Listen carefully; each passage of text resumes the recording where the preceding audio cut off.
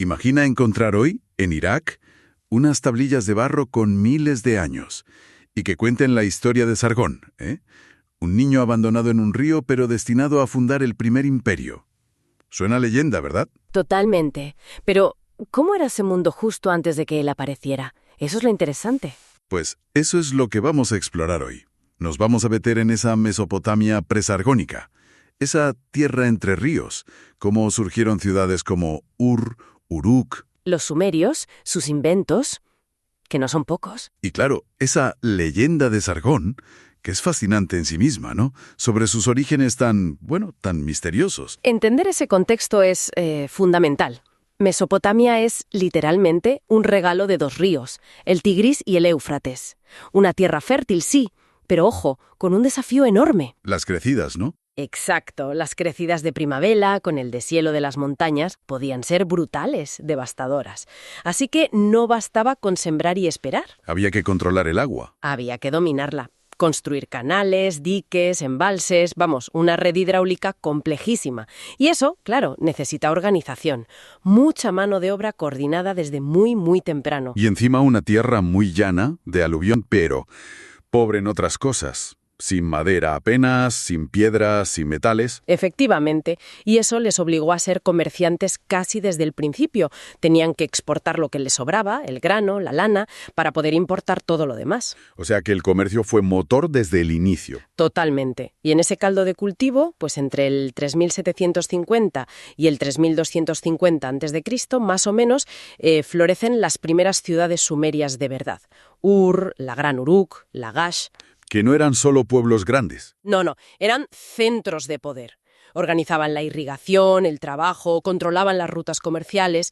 Eran nodos clave. Al principio funcionaban como ciudades-estado, ¿verdad? Cada una por su lado. Sí, independientes. Gobernadas por un ensi.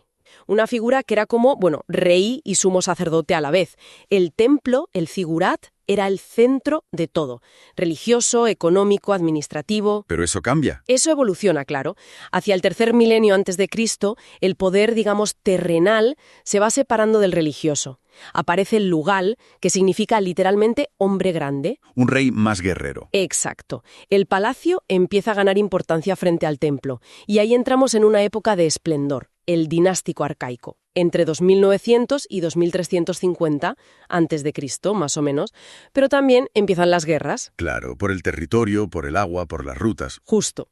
Las ciudades empiezan a chocar entre sí para expandirse. Y mientras se peleaban esta gente, los sumerios, estaban inventando cosas que aún usamos hoy. Es increíble. La rueda, sí, pero también los primeros mapas del cielo. El sistema sexagesimal. Los 60 segundos del minuto, los 60 minutos de la hora. Viene de ahí. Ni más ni menos. Los sellos cilíndricos para firmar documentos era como su DNI y su firma digital, todo en uno. Y la joya de la corona. La escritura cuneiforme. Hace unos 5.300 años. Es que piensa lo que significa eso. Poder registrarlo todo. Leyes, cuentas, historias, deudas. Es lo que permite administrar sociedades ya muy complejas. Marca el inicio de la historia, literalmente. Pasamos de la prehistoria a la historia gracias a eso. Vale, entonces a mediados de ese tercer milenio, la cosa está tensa. Guerras entre ciudades sumerias, presión de pueblos vecinos como los semitas. Sí, el ambiente estaba caldeado. Y en ese momento emerge una figura importante, Lugal-Zagesi, rey de Umma. Que consigue algo bastante nuevo, ¿no? Sí, logra unificar bajo su mando gran parte de Sumeria. Venga antiguas derrotas de su ciudad. Vamos, que casi crea un imperio antes de tiempo. Roza la idea. Y justo cuando Lugal-Zagesi está en lo más alto, aparece Sargón. Ahí está. Y lo primero curioso es el nombre. Sargón no es su nombre de nacimiento, que no lo sabemos. Es un título que él elige. Sharrukin. ¿Qué significaba? Rey legítimo o verdadero rey. Una declaración de intenciones. Y otro detalle clave. Sargón no era sumerio, era de origen semita, un extranjero en cierto modo. Y aquí entra la leyenda. Esa historia increíble que se encontró siglos después, pero que seguramente circulaba en su época. Sí, la versión más famosa viene de Nínive, del siglo VII a.C., pero es copia de un original mucho más antiguo, probablemente del 24 a.C., su propia época. Cuenta que su madre era una sacerdotisa, ¿no? Las tablillas que tenemos, cuentan una historia potente. Nace en secreto, su madre, una sacerdotisa, quizá de Inanna, de Istar, había roto sus votos. Claro, una situación complicada para la época. Totalmente. Y para ocultarlo, pues lo coloca en una cesta de juncos, bien selladita con betún, y plop, al río. Al Éufrates. Confiado a la corriente, Claro. sí. Y ahí, la corriente se lo lleva, pero interviene el destino o la suerte. O aquí. Exacto, aquí. Un aguador, a veces dicen jardinero, una persona humilde. Lo encuentra, lo adopta y lo cría. Sí.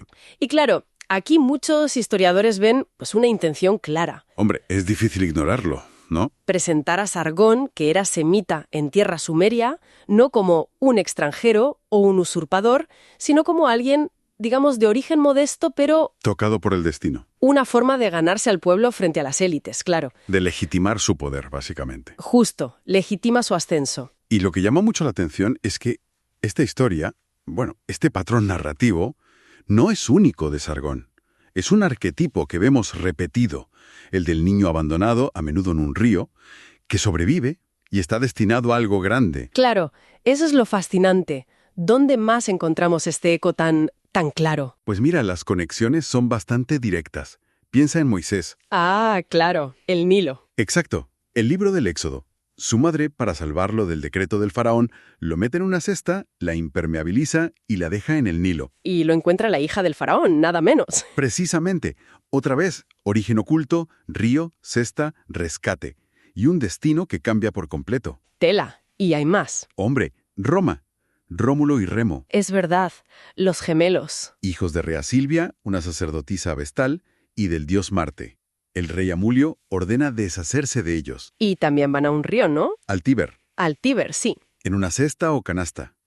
La corriente los deja en la orilla y los encuentra. Los amamanta una loba. Luperca, la loba capitolina. Un símbolo potentísimo. Potentísimo. Y luego los encuentra un pastor, Faustulo. De nuevo, el mismo esquema. Nacimiento problemático, abandono en el río, supervivencia casi milagrosa. Lo que me parece clave y une a todos estos personajes, Sargón, Moisés, Rómulo, es lo que viene después. El ascenso, claro. Exacto. A pesar de ese inicio tan vulnerable, ese abandono, todos acaban siendo figuras enormes. Sargón, un gran emperador. Moisés, líder y legislador. Rómulo, fundador de Roma. Sí. Es como si ese peligro inicial, esa prueba del río, fuera la confirmación de que estaban destinados a la grandeza. Totalmente de acuerdo. Esa conexión es fundamental. Y si profundizamos un poco en el simbolismo, A ver, el río es una metáfora muy potente. Es el destino, el tiempo que fluye, pero también es el caos, el peligro. Sobrevivir a él es como renacer. una especie de bautismo, ¿no? Algo así, sí. Una purificación, una validación. Y la cesta, esa protección tan frágil, es como la cáscara de la esperanza, que lleva al héroe a través del peligro. Una imagen muy visual. Sí. Y el abandono y el rescate funcionan como metáfora de ese potencial oculto. Sugiere que la valía real, o el favor divino quizá, no está en el linaje, sino en algo intrínseco que supera la adversidad. Y como decíamos con Sargón, una herramienta política muy útil. Muy útil, sí, para presentar a líderes no como advenedizos, sino como figuras predestinadas, salvadas milagrosamente. Y claro, esto nos lleva a pensar en cómo viajaban estas historias. Sí hubo copia, inspiración. Bueno, es muy posible. Las historias mesopotámicas como la de Sargón son antiquísimas. Es muy plausible que este arquetipo tan potente viajara por el creciente fértil, por el Mediterráneo. No tiene por qué ser una copia directa, ¿sabes? Sino que un modelo narrativo que funciona para hablar de liderazgo, destino, legitimidad, pues se adapta, se reinterpreta. Los mitos sumerios y acadios como una especie de fuente original, ¿no? Como un semillero cultural. Exacto. Una fuente de inspiración clave. Entonces, resumiendo un poco, hemos visto un hilo muy claro que conecta a Sargón, Moisés, Rómulo y Remo. Sí. Nacimiento oculto o peligroso, abandono en un río, una cesta o similar, rescate providencial y finalmente un ascenso imparable. Exacto. Lo cual nos deja quizá con una última reflexión. Dime. ¿Por qué este arquetipo, el del niño salvado de las aguas, ha durado tanto? ¿Por qué resuena en culturas tan distintas y a lo largo de milenios? Buena pregunta. ¿Qué tecla toca? ¿Qué necesidad humana o verdad simbólica universal captura esta imagen para que persista con tanta fuerza?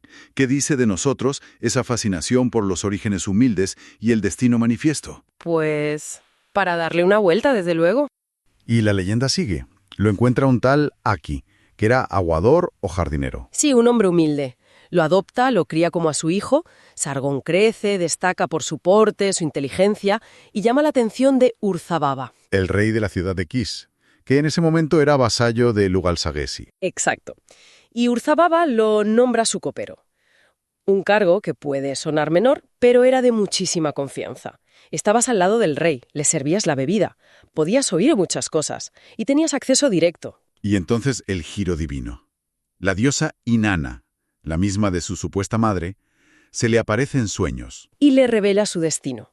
Urzababa va a caer y él, Sargón, será rey. Sargón, no sabemos si por ingenuidad o por cálculo, va y le cuenta el sueño a Urzababa. Lo cual, claro, pone a Urzababa de los nervios. Este copero dice que me va a quitar el trono, así que decide quitárselo de en medio. Pero no lo mata directamente. No, lo envía a la corte de su señor, Lugal-Yagesi, el que mandaba de verdad, y le da una tablilla de arcilla para que se la entregue. Con un mensaje secreto. Un mensaje que ordenaba a Lugal-Yagesi matar al portador, a Sargón. El clásico truco del mensaje mortal. Pero aquí... Aquí se rompe la tablilla, justo.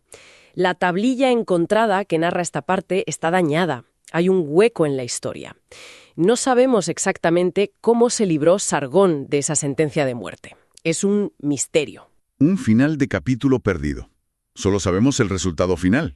Que Sargón no solo sobrevive, sino que acaba derrocando al propio Lugal-Zagesi y conquistando todo. Se convierte en el nuevo poder dominante. Entonces, ¿cómo interpretamos esta leyenda tan conveniente? Pues, a ver, lo más probable es que fuera una herramienta de legitimización potentísima. Piénsalo, Sargón era un nadie, un extranjero semita, según su propia historia, que llega al poder absoluto sobre los sumerios, un pueblo con una jerarquía muy rígida y orgulloso de sus linajes. Necesitaba justificar su ascenso. Claro, y qué mejor manera de presentarse como alguien de origen humilde, pero elegido por los dioses, salvado milagrosamente, destinado a reinar. Esa historia le daba un aura divina que las viejas élites sumerias difícilmente podían cuestionar abiertamente. O sea que la leyenda se convierte en su verdad, en su propaganda. Exacto. Fue seguramente tan importante como sus victorias militares para consolidar su poder. Así que, recapitulando, hemos visto una Mesopotamia antes de Sargón, que era, bueno, vibrante, muy avanzada, llena de inventos, pero también muy conflictiva. Sí, un mosaico de ciudades-estado compitiendo con grandes avances culturales y tecnológicos, pero también con guerras constantes. Un escenario complejo donde Lugal-Sagesis casi logra la unificación, justo antes de que llegara Sargón, con su ejército y esta leyenda tan poderosa sobre su origen y destino. Y eso nos deja pensando, ¿no? Viendo lo eficaz que fue esta narrativa para Sargón, hasta qué punto las historias que construimos sobre nuestros líderes, incluso hoy en día, dan forma a su legitimidad. Y a cómo entendemos la propia historia. Exacto. La famosa tablilla. Sargón llevaba, sin saberlo, su propia sentencia de muerte. Exacto. El mensaje era brutal. Mata inmediatamente al portador. ¡Qué tensión! ¿Y cómo escapa? Ahí la leyenda nos deja colgados. La tablilla de arcilla que cuenta esta parte está rota justo en ese punto crucial. Pero la historia, la arqueología así nos da pistas sobre el enfrentamiento real con Lugal-Zagesi. Ah, bien. ¿Qué sabemos por otras fuentes? Pues sabemos por inscripciones encontradas después, como una en Nippur, que Sargón derrota militarmente a Lugal-Zagesi. Hubo una batalla decisiva cerca de Uruk, sobre el 2340 a.C. Y parece que Sargón no las tenía todas consigo, al menos en cuanto a números. Eso sugieren las cifras que se manejan, sí. Una desventaja numérica importante para los acadios. ¿Y cómo gana entonces? Pues parece que por superioridad táctica y tecnológica, digamos. Sus arqueros acadios eran muy buenos, quizá con arcos compuestos más potentes. Usaba carros de guerra de forma más flexible, no solo para cargar, sino para desorganizar. Interesante. Más de choque frontal. Fue una demostración de cómo la táctica y las armas combinadas podían superar a la fuerza bruta. Una victoria clave. ¿Y qué pasó con Lugal-Zagesi? Capturado y humillado públicamente. Sargón se lo llevó con un collar al cuello hasta Nippur, la ciudad sagrada, y lo exhibe. ¿Cómo que lo exhibe? Pues con un cepo, un yugo de madera al cuello, algunas interpretaciones hablan incluso de una jaula. Y así, humillado, lo planta delante de la puerta principal de Lekur. Delante del templo de Enlil, el dios supremo sumerio. Justo ahí, en el corazón religioso de Sumeria, ante el dios que, se suponía, legitimaba el poder de Lugal-Sagesi. Entiendo. El simbolismo es brutal. Era una declaración visual. El poder ha cambiado de manos. El favor divino también. Entonces el círculo se cierra. Lugal-Sagesi, el gran unificador de Sumeria, acaba como un prisionero vejado en Nippur, todo a manos de su antiguo aliado. Sí, esa confrontación y sobre todo esa humillación tan calculada en Nippur fue el punto de inflexión definitivo. Eliminó al último gran rival de Sargón en el sur. Le dejó el camino completamente libre para construir algo nuevo, el Imperio Acadio. Unificar Sumeria y Akkad bajo un mando semita, por primera vez. Una historia de poder, ambición, traición y un final escenificado con una crueldad muy calculada. Entonces, con Lugal-Sagesi fuera de juego y Urzababa, imaginamos que también apartado. Sí, aunque no sabemos exactamente cómo desaparece Urzababa de la ecuación, las fuentes no lo detallan. Vale. Pero la cuestión es que Sargón tiene vía libre. Exacto. Se proclama rey en Kish y desde ahí empieza la conquista sistemática del resto de ciudades sumerias. Se acabó su independencia. Nos metemos de lleno en un enigma de la historia antigua, ¿eh? Fascinante. Sargón de Akkad. Y esa decisión que toma justo al llegar al poder. Porque claro, Sargón no era su nombre de nacimiento. Ni idea de cuál era, la verdad. Se ha perdido. La pregunta es, ¿por qué justo al tomar el mando elige llamarse así, Sargón? ¿Qué buscaba? ¿Qué mensaje quería lanzar? Vamos a intentar desentrañar un poco las capas que hay detrás de esa elección. Es que ya el nombre en sí es toda una declaración de intenciones. Sargón, que viene a ser la forma corta del acadio Sharrunkin, un nombre elegido, vamos. Exacto, y ahí está la clave de todo, yo creo. Sharrunkin se traduce ni más ni menos como rey legítimo o rey verdadero. Hay que pensar en el contexto, ¿eh? En Mesopotamia, el linaje, la tradición, pesaban muchísimo. Entonces, llegar y autoproclamarte así, el legítimo, es de una audacia tremenda. Es como dar un golpe en la mesa con el nombre. Claro, y si recordamos un poco, Sargón no era sumerio, era semita. Las leyendas, sin entrar en detalles que ya conocemos, sugieren un origen bastante humilde. Llega, derroca a Lugal-Sagesi, que había unificado Sumer, y este hombre, sin la genealogía esperada, se planta y dice, soy el legítimo. Te hace pensar, ¿cómo le sirvió esto? ¿Cómo usó ese nombre para afianzarse en el poder? ¿Era solo fachada o había más? Pues yo diría que fue una maniobra muy, muy calculada, con varios frentes abiertos, digamos. Por un lado, el político. La necesidad de legitimarse era, enorme. No tenía linaje real, era visto casi como un extranjero por la élite sumeria. Entonces, Sargón funciona como propaganda pura y dura. Es un mensaje directo. Mi derecho a gobernar es real, es verdadero, da igual de dónde venga. Un mensaje clarísimo para las élites a las que había desplazado y para los pueblos que acababa de conquistar. Esa es la primera gran idea, creo. El nombre como arma política para suplir esa falta de legitimidad tradicional. Entiendo, una forma de decir, aquí estoy yo y soy quien debe estar. Exacto, pero no se queda ahí la cosa, está la dimensión religiosa. El rey verdadero, eso sugiere, o al menos insinúa muy fuerte, que tiene el visto bueno de los dioses. Vamos, que es el elegido, que su mandato viene directamente de la voluntad divina. Y en Mesopotamia, esa conexión con los dioses era crucial para que te aceptaran. Fundamental. Esto encaja además con las historias que luego surgieron sobre él, ¿no? Que lo presentaban casi como predestinado. Así que esa sería la segunda clave. Usar el nombre para arrogarse una autoridad religiosa que está por encima de lo terrenal. O sea que no solo reclama el poder aquí abajo, sino que además dice, y tengo el respaldo de arriba. Una jugada, redonda. Justo. Y falta una tercera pata, la simbólica.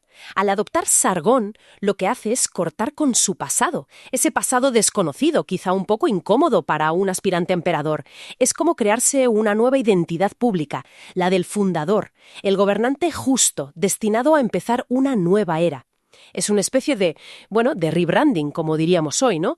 Personal y político, potentísimo. Busca diferenciarse totalmente de gente como Lugal-Zaggisi. No quiere ser un conquistador más.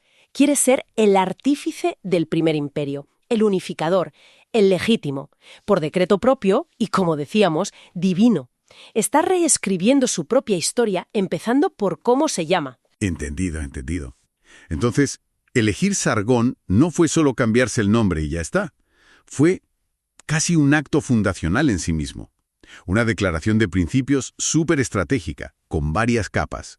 La política, para afirmar su derecho frente a la tradición, la religiosa, para asegurarse el favor divino, y la simbólica, para construirse esa imagen de líder predestinado, de fundador de un imperio. Una pieza, clave para poder consolidar su poder y empezar a forjar ese legado tan enorme que dejó. Es un ejemplo muy temprano y muy claro de cómo los líderes a lo largo de toda la historia han usado nombres, títulos, narrativas, construidas con mucho cuidado, todo para moldear como les ve la gente, para reforzar su legitimidad y, muchas veces, para reinterpretar la realidad a su conveniencia. La historia está llena de ecos de esta misma estrategia. Y esto, nos puede invitar a reflexionar un poco. ¿Qué otros personajes históricos se nos vienen a la cabeza que hayan usado tácticas parecidas? Otros líderes que usaran su propio nombre o título o una historia sobre sí mismos para afianzar su poder y definir su sitio en la historia. Da para pensar, ¿verdad? Funda una nueva capital, Akkad, ¿no? Agadé. Eso es. Un lugar estratégico, aunque todavía no la hemos encontrado arqueológicamente, sigue siendo uno de los grandes misterios. Y con eso nace el Imperio Acadio, el primer imperio multiétnico, uniendo sumerios y pueblos semitas. Marca un antes y un después, el fin de la era de las ciudades-estado sumerias como poder dominante y el inicio de la era acadia. El ascenso es espectacular. De copero en Kish, quizás salvado por los pelos de una intriga, a estratega militar que vence al hombre más poderoso de Mesopotamia. Una mezcla de astucia, ambición brutal y una capacidad militar impresionante. Y su legado va más allá. La lista real sumeria le da un reinado larguísimo, 56 años. Creó una administración centralizada, un ejército permanente. Estandarizó pesos, medidas, hasta un sistema postal. Sentó un precedente. Las bases para los imperios que vendrían después. Lo que nos lleva a la reflexión final. Claro, la leyenda nos lo pinta como un elegido, ¿no? De origen humilde, destinado por los dioses. Pero la historia nos muestra a un líder calculador, muy eficaz militarmente, que supo ver las debilidades de los sumerios y aprovechar la superioridad de sus tropas. Entonces, ¿fue destino o fue ambición calculada y habilidad militar? Esa es la gran pregunta, ¿verdad? ¿Cuánto fue la narrativa que él mismo quizá construyó y cuánto fue pura capacidad estratégica y militar en un momento de cambio? Ahí queda esa reflexión sobre cómo se forjó el primer imperio de la historia. Olvidémonos del mito ese del rey legítimo que aparece de la nada. Fijémonos en las acciones que crearon el primer imperio mesopotámico. ¿Cómo? ¿Cómo se hizo ese poder realidad? Pues vamos a ello. Hoy vamos a meternos en las entrañas de uno de los primeros grandes imperios de la historia, el acadio, bajo Sargón I.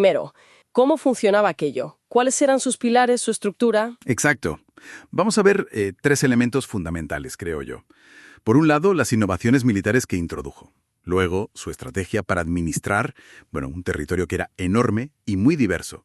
Y finalmente, las políticas económicas y de infraestructuras. Es que es increíble cómo sentó bases hace más de 4000 años. Pues vamos a ello. Pues empecemos por lo militar, si te parece. Tenemos pruebas claras de su victoria contra Lugal-Zaggisi, de Uruk. Fue decisiva. La estela de la victoria de Sargón, cuenta cómo lo captura y lo lleva encadenado a Nippur, lo exhibe. Y parece que lo consiguió con menos hombres. Se habla de unos 5000 acadios contra 13500 sumerios. ¿Cuál fue la clave? Pues parece que sus tácticas eran innovadoras. Arqueros acadios mejor entrenados frente a las lanzas sumerias. Usaba carros de guerra de forma efectiva. Formaciones más flexibles. Exacto. Y esa victoria, la de Uruk, no fue solo un cambio de rey, fue, digamos, una revolución en cómo se hacía la guerra en Mesopotamia. Sargón introdujo esa combinación de fuerzas distintas, infantería, arqueros, los carros, una estrategia de armas combinadas que, bueno, duraría siglos, incluso influyó en gente como Alejandro Magno. Derrotar a Lugal-Sagesi le permitió proclamarse rey de Kish y, sobre todo, unificar Sumeria bajo el dominio acadio. Eso marcó un antes y un después, claro. Y no se quedó ahí, ¿verdad? La expansión siguió. Las fuentes hablan de unas 34 batallas ganadas. ¡34!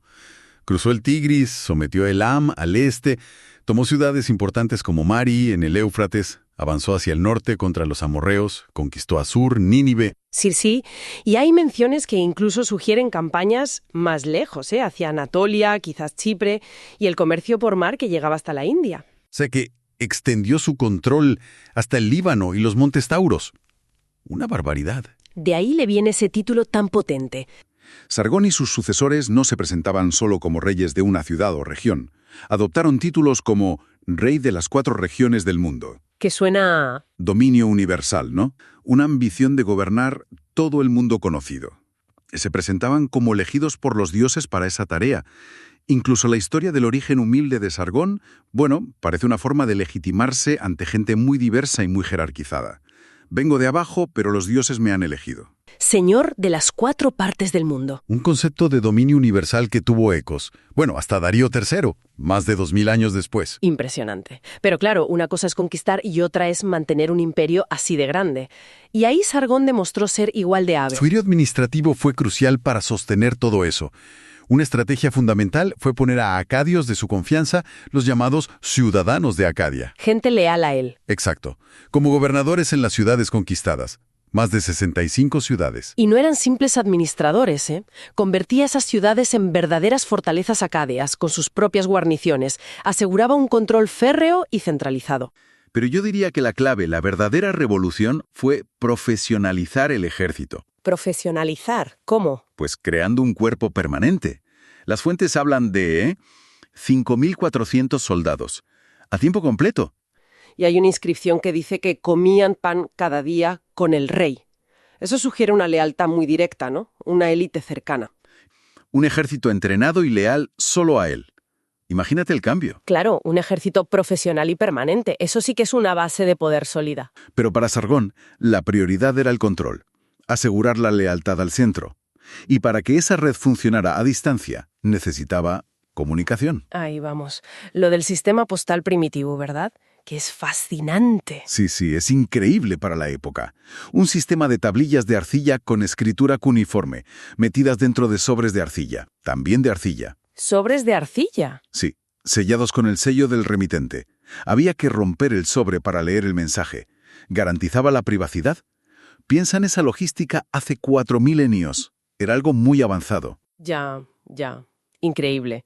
Y aparte de la comunicación, también unificó otras cosas para facilitar la administración, ¿no? Sí, estandarizó los pesos y las medidas en todo el imperio y estableció un sistema de impuestos que, bueno, algunas fuentes sugieren que se percibía como relativamente justo. Todo esto ayudaba muchísimo al comercio y a la gestión central. Fuerza militar innovadora, administración centralizada con gente de confianza y herramientas como ese correo y la estandarización. A ver, imaginemos el reto. Tienes que unificar bajo un solo mando territorios súper diversos, cada uno con sus costumbres. ¿Cómo haces que algo tan básico como comerciar o administrar funcione? Bueno, funcione bien. Pues sí, un desafío enorme.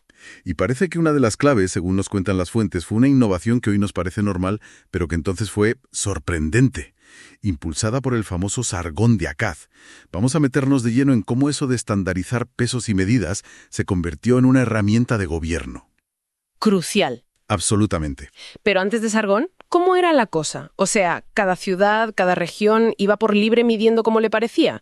Me imagino que sería un poco caótico, ¿no? Era un mosaico. Un auténtico mosaico de sistemas locales. Vamos a ver esa evolución, ¿no? Desde, digamos, formas muy básicas de medir, casi con el cuerpo, hasta ya sistemas bastante sofisticados de gestión, de sociedad, de economía, y cómo surgieron instituciones centrales y, claro, las obligaciones que eso traía para la gente. Pues venga, empecemos por ahí, por lo fundamental, medir. Antes de reglas, de metros, ¿Cómo se apañaban? Parece que, bueno, usaban lo opuesto, ¿no? Pues sí, efectivamente. Usaban partes del cuerpo. El pie, por ejemplo, o la longitud del antebrazo, lo que llamamos el codo. La palma de la mano también, ¿eh? Incluso el dedo. Era un sistema muy pegado a la escala humana, claro. Perfecto para lo que necesitaban en el día a día, pues calcular el hueco para una cabaña, medir una tela, delimitar un terrenito. Muy directo. Vale, muy práctico, sí. Una relación muy física con el espacio. Pero bueno, de medir un trozo de tela a organizar a muchísima gente, hay un salto. Imagínate, la misma palabra para una medida, no sé, un codo, podía significar cantidades distintas en ciudades que estaban puerta con puerta. Uf. Claro, esto hacía dificilísimo el comercio a gran escala, ¿sabes? Y también cobrar impuestos para ese nuevo poder central, el de Sargón, y gestionar los recursos del imperio. Era un freno evidente para la integración que él buscaba. Quebradero de cabeza administrativo y económico, claro. Entonces, ¿cómo lo hizo Sargón? ¿Cómo impuso un sistema único? No sería solo decir, oye, a partir de ahora medimos así. No. No, qué va. Fue bastante más sofisticado. A ver, sí hubo un edicto real, una orden desde arriba, desde el poder. Pero la clave, yo creo, estuvo en cómo se llevó a la práctica. Ajá. Se apoyó mucho en su burocracia, que estaba creciendo. Los escribas, jugaron un papel fundamental. Los escribas siempre hay. Siempre. Elaboraron tablas de conversión, tablas para pasar de los sistemas locales antiguos al nuevo estándar acadio. Y ojo, para asegurar que se cumplía y que era auténtico, usaban patrones oficiales y, muy importante, los sellos cilíndricos reales. Ah, los sellos. Claro, validaban las transacciones, los registros, todo lo que usaran las nuevas medidas. Daban fe, digamos. Fascinante esa maquinaria, ¿eh? Ponerla en marcha en aquella época. ¿Y esos nuevos estándares en qué se basaban? ¿Qué usaron como referencia universal? Porque, claro, no había kilos ni metros definidos científicamente como ahora. Pues usaron cosas muy de andar por casa, pero cruciales para su economía. La cebada, por ejemplo. La cebada, el pan nuestro de cada día, literalmente. Exacto, era el alimento básico, con lo que se pagaban muchas raciones. Pues la cebada se usó como referencia para las medidas de capacidad de volumen, como la sila, que vendría a ser como 1 litro más o menos. Vale, lógico. ¿Y para el peso? Para el peso, la plata. Un metal valioso y, bueno, relativamente estable.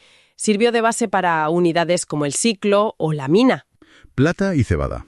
Tiene sentido práctico, desde luego. Y todo esto dentro de un sistema numérico sexagesimal, de base 60. Ah, el sistema de base 60, que todavía usamos para el tiempo, ¿no? Ese mismo. Ya se usaba en la región y era muy útil porque facilitaba mucho las divisiones y los cálculos complejos, algo esencial para la administración, claro. Claro. O sea, más allá de simplificar las cuentas del día a día, ¿qué impacto real tuvo esta unificación de medidas en el imperio de Sargón? ¿Se notó? No sé, en la calle o en la estructura del poder. El impacto fue enorme, profundo y en muchas dimensiones. A ver, primero, el comercio. Sí. Lo impulsó muchísimo. Imagínate, saber exactamente cuánto estabas comprando o vendiendo daba igual dónde estuvieras dentro del imperio. Eso generó confianza. Dinamizó los intercambios, sin duda. Lógico. Segundo, fortaleció una barbaridad la administración central. Calcular y recaudar tributos de todas las provincias era más fácil, gestionar los almacenes del rey, distribuir raciones a gran escala, todo mucho más ágil. Control. Y tercero, sí, reforzó el control territorial. Un sistema de medidas unificado era como una marca tangible de la presencia y la autoridad del rey.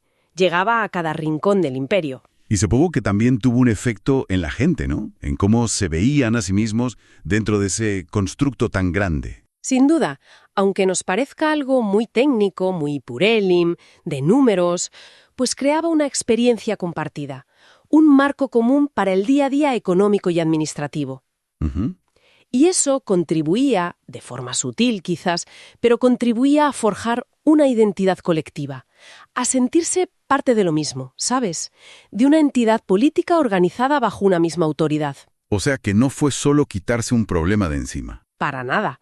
Comparado con el mosaico que había antes, fue una innovación administrativa radical, un verdadero instrumento de cohesión social y, por supuesto, de poder estatal. Impresionante. Entonces, la decisión de Sargón de estandarizar pesos y medidas Fue mucho más que una simple mejora técnica, digamos. Muchísimo más. Los estándares que hoy damos por sentados, desde el euro hasta, no sé, los protocolos de Internet, no solo nos facilitan la vida, sino que también definen, casi sin que nos demos cuenta, los límites y la naturaleza de nuestras comunidades, de nuestros sistemas de poder. Es una reflexión interesante, ¿sí? Cómo la organización de lo que parece mundano como medir cosas, Eso es. cómo eso configura realidades mucho más amplias. Es una constante en la historia esa búsqueda de sistemas eficientes y, justos de organización. ¿Y todo esto cómo se sostenía económicamente? ¿Qué hizo para, digamos, cohesionar el territorio más allá del puro control? Si la organización se vuelve más compleja y centralizada, me imagino que para la gente normal aparecen, obligaciones. Era inevitable, sí. Si avanzamos un poquito en el tiempo, por ejemplo, a un periodo que conocemos bastante bien por los textos, la tercera dinastía de Ur, ahí vemos esas obligaciones ya muy formalizadas. Había impuestos específicos, con su nombre y todo, como el bala. El bala. Suena curioso. ¿Qué era exactamente? Pues era una cosa bastante ingeniosa. Era como una contribución rotatoria. Cada provincia del reino, digamos, tenía que enviar recursos al centro, bienes, animales, lo que fuera, durante un mes al año. Así se aseguraban de que a la administración central, a la corte, nunca le faltaran suministros, un flujo constante. ¿Qué sistema? ¿Y había más cargas, más impuestos? Sí. Se menciona también el Ganmada. Parece que era un tributo que se exigía más bien a las zonas periféricas, a los territorios que estaban bajo control del reino, pero no eran el núcleo central. Pero ojo, que las obligaciones no eran solo dar cosas, ¿eh? También estaba la corbea. Ah, el trabajo forzoso. Trabajar para el Estado, básicamente. Sí, justamente. La autoridad podía llamar a la gente para currar en proyectos públicos. Y eran proyectos enormes, ¿eh? Construir o mantener los canales de riego que eran vitales. Levantar templos, palacios, las murallas de la ciudad, mucho trabajo. Y a menudo no se pagaba con dinero como hoy, claro. Te daban raciones, comida, cerveza, lana, aceite. Era la forma que tenían de mover a muchísima gente para hacer esas grandes obras. Refleja esa necesidad de gestionar cada vez a más gente y más recursos de forma, más eficiente. La clave fue poder administrar esos excedentes y organizar el trabajo de todos, y consolidó las jerarquías. Es la base sobre la que se construyó casi todo lo que vino después en cuanto a estados. Nos deja pensando, en esa tensión, la necesidad de organizarnos todos juntos para progresar, pero cómo eso mismo lleva al control, a la obligación, a la desigualdad a veces. Pues mira, la estabilidad que impuso, aunque fuera relativa, permitió invertir en infraestructuras. Se mejoraron los sistemas de regadío que en Mesopotamia eran vitales, claro. Se construyeron caminos fundamentales para mover tropas y mercancías. Claro, para el comercio. Exacto. Y el comercio se expandió un montón. Hay textos que mencionan barcos llegando hasta la India, o sea, el Valle del Limbo. Además, fomentó las artes, las ciencias, y no podemos olvidarnos del aspecto cultural y, político-religioso. Ahí también fue muy estratégico. Nombró a su propia hija, Enheduanna. Ah, Enheduanna, una figura crucial. Suma sacerdotisa de Inanna en Ur, uno de los centros religiosos más potentes de Sumeria. Exacto. Y su papel fue mucho más allá de lo religioso o simbólico. Hoy la reconocemos como la primera autora con nombre propio de la historia. Sus himnos ayudaron a unir las tradiciones acadias y sumerias a legitimar el nuevo poder. O sea que no era solo una sacerdotisa. No, fue una figura administrativa muy influyente desde Ur. A través de ella, Sargón proyectaba su autoridad en el corazón espiritual y político de Sumeria. Consolidaba su poder de una forma más sutil, pero muy, muy efectiva. Una maniobra política brillante. Bien, entonces, si resumimos, los pilares del imperio de Sargón serían: 1. Un ejército nuevo, profesional, flexible. 2. Una administración central con gobernadores leales y herramientas como ese sistema postal y la estandarización. Y 3. Políticas que impulsaron la economía con infraestructuras y un comercio muy amplio. Y el uso inteligente de figuras como Enheduanna para afianzar el poder cultural y religioso. Pues son estos ejemplos concretos los que nos dan la medida real de Sargón, la dimensión enorme de lo que construyó, más allá del mito. Sargón no solo conquistó, es que diseñó, puso en marcha una maquinaria imperial, una maquinaria militar, administrativa, económica, para que todo funcionara, para mantenerlo unido. Creó, podríamos decir, el modelo de imperio centralizado. Modelo que, como bien sabemos por la historia, otros intentarían copiar después. Entonces, lo que define al imperio no es solo la escala o la fuerza bruta, sino la creación deliberada de un sistema completo. Una maquinaria administrativa que llega a lo local, infraestructuras que conectan, un ejército centralizado, una forma de gestionar la diversidad y una ideología que lo justifica y lo proyecta. Eso es lo que lo distingue del lugar Zagesi y sus conquistas. Justo eso. Es esa combinación de elementos funcionando juntos lo que crea algo cualitativamente diferente, un imperio. Y también impusieron su lengua, el acadio. Y no estaba solo. Sabemos de su mujer, Tashlultum, y tuvieron varios hijos. Una de ellas, Eneduana, es fascinante. La nombró suma sacerdotisa de Inanna en Ur, un cargo con un poder religioso y cultural enorme. Y ojo, se la considera la primera escritora de la historia con nombre conocido. Nos han llegado sus himnos. Impresionante. Qué bueno el dato. Pero, a ver, aquí un punto importante. El imperio no se acaba con Sargón, ni mucho menos. De hecho, su muerte parece que desató, un caos considerable. Su hijo Rimush heredó el trono, pero las fuentes dicen que casi todo el imperio se rebeló en cuanto murió Sargón. Rimush se pasó el reinado apagando fuegos con campañas militares muy duras para mantener el control. Eso ya dice algo, ¿no? Totalmente. Muestra que había una fragilidad ahí, latente, desde muy pronto. Después de Rimush y su hermano Manishtushu, que también reinó, llegó Naram-Sin, el nieto de Sargón. Y su figura es contradictoria en la memoria que quedó.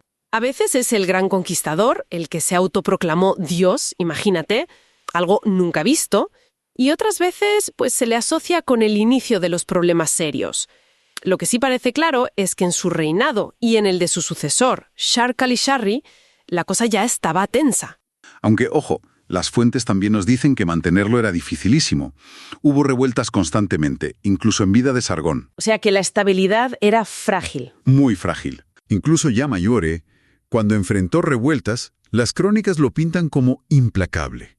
Hay una frase que se le atribuye sobre una sublevación general, ya con 55 años de reinado. Sí, algo así como... Pero el león viejo todavía tenía garras y colmillos. Salía a la batalla y los derroté. Refleja esa imagen de poder mantenido hasta el final. Reinó 56 años. Una vida larguísima para la época y un reinado increíblemente estable, dadas las circunstancias. Pero el modelo estaba ahí. Resumiendo mucho, un imperio mesopotámico como el acadio era más que la suma de las partes. Era una estructura impuesta, conectada físicamente, que gestionaba la diversidad y se veía a sí misma con derecho a dominar. Muy bien resumido. Y quizás, para darle una última vuelta, este modelo inicial, ¿no?, que mezcla fuerza, burocracia, logística e ideología para controlar territorios y gentes diversas, ¿cuánto de eso podemos rastrear después? ¿Qué ecos de estas estrategias de hace 4 milenios vemos en cómo se ha construido el poder a gran escala más tarde? Quizás incluso hasta hoy. Las revueltas constantes contra Sargón y, también contra sus sucesores. ¿Qué pasaba? ¿Por qué esa inestabilidad crónica? Pues sí, es una pregunta fundamental. Vamos a intentar desgranar un poco esas causas, ¿no? Mirando tanto los problemas internos, sobre todo ese descontento de las ciudades sumerias que perdieron poder, como también la presión que venía de fuera, de otros pueblos. Queremos entender por qué este imperio, que fue pionero, vivió casi siempre, al borde del conflicto. El colapso de un imperio que muchos consideran el primero de la historia. El imperio acadio allá en Mesopotamia. Efectivamente, un poder que apareció, sobre el 2350 a.C., más o menos. Y que consiguió algo inédito hasta entonces, unir las ciudades-estado sumerias del Fur con la región de Akkad al norte. Figuras casi legendarias detrás de todo esto. Sí, pero ojo que su dominio fue relativamente breve, ¿eh? 1 siglo y medio más o menos. Para el 2200 a.C. Ya había colapsado. Pues hoy, con lo que sabemos, vamos a intentar desentrañar algunos puntos clave. Su final fue, bastante repentino y misterioso. La gran pregunta es, ¿qué pasó realmente? Empecemos por lo de dentro, si te parece. La resistencia sumeria. Habían perdido su autonomía, su independencia de siglos. Eso tuvo que doler mucho, ¿no? ¿Cómo se notaba ese resquemor en la práctica? Muchísimo. Fue, yo creo, el factor clave interno. Imagina, Ciudades con una historia larguísima de ser independientes, de repente sometidas a un poder centralizado acadio, sobre todo en el sur. Ujú. Pues claro, eso generó una fricción brutal y constante. El propio Sargón, el fundador, ya tuvo que sofocar rebeliones muy serias. Hay una famosa en Kish, por ejemplo, que fue bastante gorda. Los acadios no solo pusieron gobernadores, sino que intentaron controlar los recursos clave. Por ejemplo, sabemos que desarrollaron y sobre todo gestionaron sistemas de riego a gran escala. Claro, el agua en Mesopotamia. Es la vida. Exacto, quien controla el agua, controla la agricultura, controla la riqueza. Y esto, claro, quitaba poder e influencia a las élites locales, a las familias importantes de cada ciudad sumeria, que estaban acostumbradas a gestionar sus tierras, sus canales. Entiendo. O sea que ese choque entre la nueva forma de administrar, más central, y las viejas costumbres locales fue una fuente de problemas continua. Fue una fuente permanente de tensión y, bueno, de revueltas, sí. Vale, tenemos tensiones políticas, económicas, pero la cosa se complica más, porque parece que el clima también metió baza, ¿verdad? ¿Hay teorías sobre un cambio climático justo al final? Efectivamente. Es un factor que cada vez se considera más importante. Hacia el final del imperio, las evidencias arqueológicas y paleoclimáticas apuntan a un evento bastante drástico. Una aridificación muy fuerte, una sequía muy severa que duró bastante tiempo. Ocurrió hace unos 4.200 años, un factor externo clave. Efectivamente. Hay bastantes evidencias, sobre todo de estudios del clima antiguo, que apuntan a un cambio importante alrededor del 2200 a.C. Se habla de una aridificación súbita. Básicamente, el clima se volvió mucho más seco de repente. Sequía en Mesopotamia. Eso tuvo que ser tremendo para una sociedad que vivía de la agricultura de regadío. Un desastre, sí. Imagina el impacto.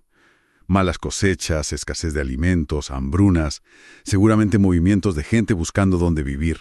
Claro. Y se ve una conexión directa entre esa sequía y más rebeliones. La conexión es muy, muy probable. A ver, una crisis climática de ese calibre crea un caldo de cultivo perfecto para el descontento. El estado acadio, ya con problemas internos, se ve debilitado, con menos capacidad para recaudar, para mantener el orden, y la gente, pues, tiene más motivos para levantarse.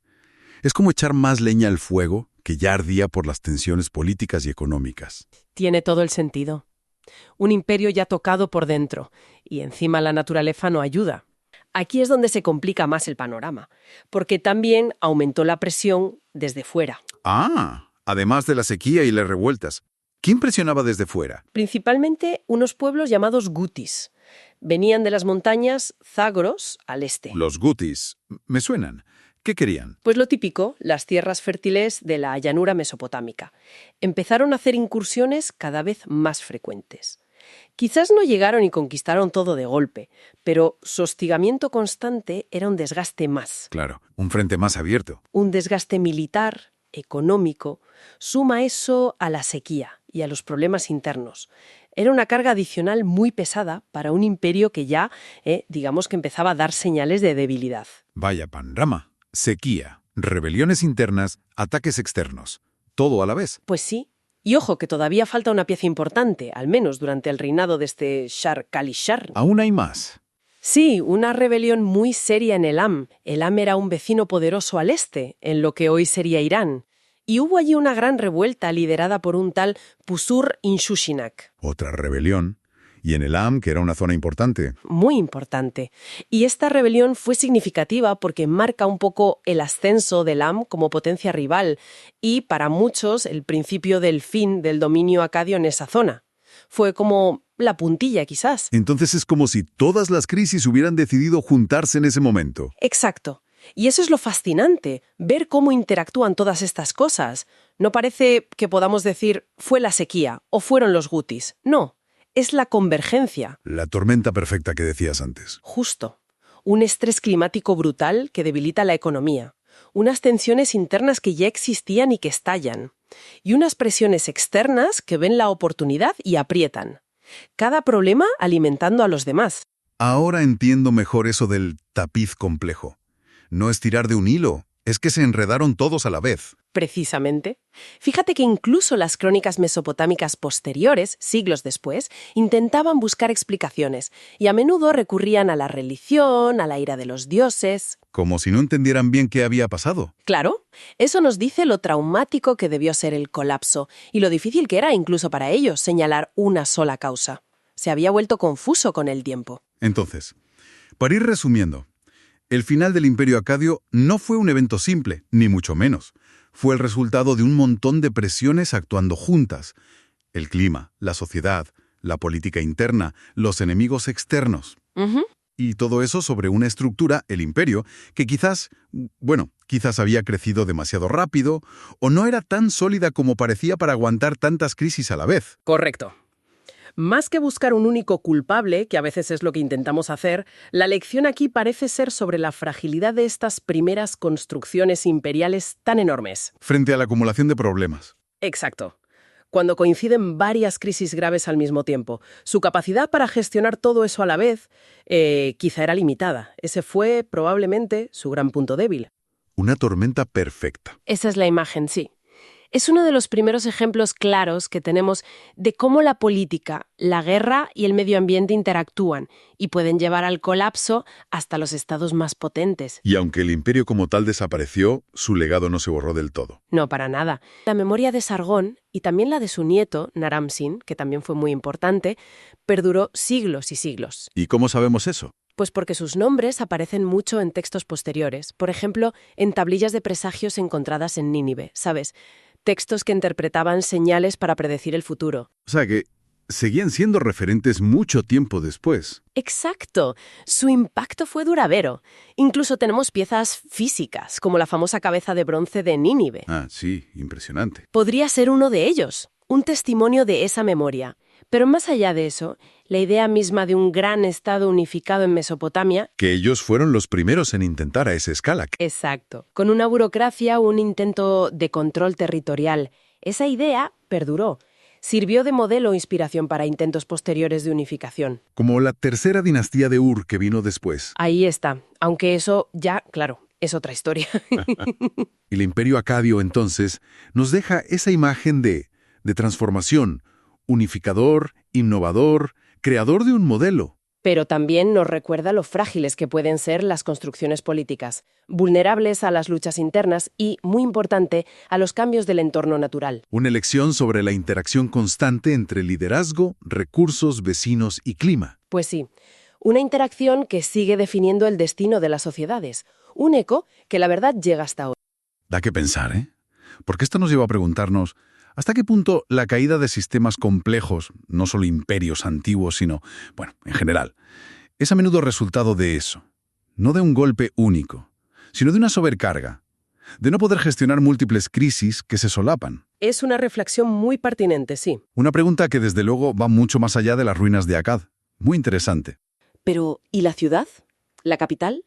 Pues sencillamente no la hemos encontrado. No se ha encontrado. Y eso que he buscado se ha buscado, ¿eh? Entonces, vamos a ver, ¿cómo es posible una capital tan importante y se esfuma? Arqueológicamente no hay rastro confirmado. ¿Qué pudo pasar? Es que esa es la gran pregunta, ¿verdad? Es fascinante. Tenemos fuentes, sí. Tablillas, por ejemplo. La leyenda de Sargón que apareció en Nínive. O la estela de la Victoria de Nippur. Nos pintan un cuadro bastante vívido de Sargón y su época. Un líder que, venía de orígenes humildes y que unificó toda Mesopotamia. Creó un imperio enorme, multinacional. Iba desde el Golfo Pérsico hasta Anatolia, quizá Chipre incluso. Y fundó Acadia, su capital.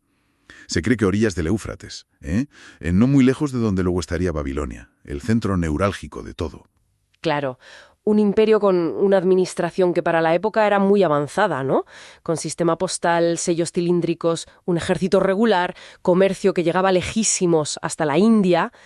Y sin embargo, su capital, el corazón de todo eso, desaparece del mapa físico. Aquí es donde la cosa se pone, más intrigante. ¿Qué hipótesis tenemos sobre la mesa para explicar por qué no encontramos esas ruinas? Pues hay varias posibilidades, y seguramente sea una combinación de ellas. Todas muy ligadas a cómo era Mesopotamia y qué solía pasar con las ciudades allí. Primero, el propio entorno. Mesopotamia es tierra entre ríos, el Tigris y el Éufrates. Muy fértil, sí, pero también muy vulnerable. A las inundaciones, supongo. Exacto, sobre todo en primavera con el deshielo. Los ríos cambiaban mucho de curso, ¿eh? El Éufrates sobre todo. Imagina la erosión durante milenios. Podría haber desgastado los restos, o peor, haberlos sepultado bajo metros y metros de lodo y sedimentos. Si estaba en la orilla, como parece, Tiene todo el sentido, el propio paisaje jugando en contra. Y a eso súmale los materiales que usaban para construir, ¿no? Que no eran precisamente granito. justo, ahí le has dado. En Mesopotamia escaseaba la piedra buena, y la madera resistente también. ¿Qué usaban? Pues ladrillos de adobe. En barro secado al sol. Eso es. O, como mucho, ladrillos cocidos, que aguantan un poco más, pero tampoco son eternos. Comparado con la piedra de Egipto o de otros sitios, estos materiales son mucho más débiles frente al tiempo, la humedad, el viento, el agua. Una ciudad entera hecha de eso, sin un mantenimiento constante, pues tiende a volver a ser tierra, digamos. Uf, claro, eso complica muchísimo la conservación a tan largo plazo. Pero, ¿y si hubo algo más? Algo más. Violento. El imperio acabó cayendo, ¿no? Efectivamente, no fue eterno. Duró unos 200 años, más o menos. Y tuvo problemas. Revueltas internas, invasiones. Se habla mucho de los Guti, un pueblo de las montañas. Fuentes posteriores les echan la culpa de la caída, de la destrucción. Incluso hay un texto muy famoso, La maldición de Agadé. Es literatura, claro, pero describe la ruina de la ciudad como un castigo de los dioses. Que podría reflejar un evento real, quizá. Podría ser el eco de algo real, sí.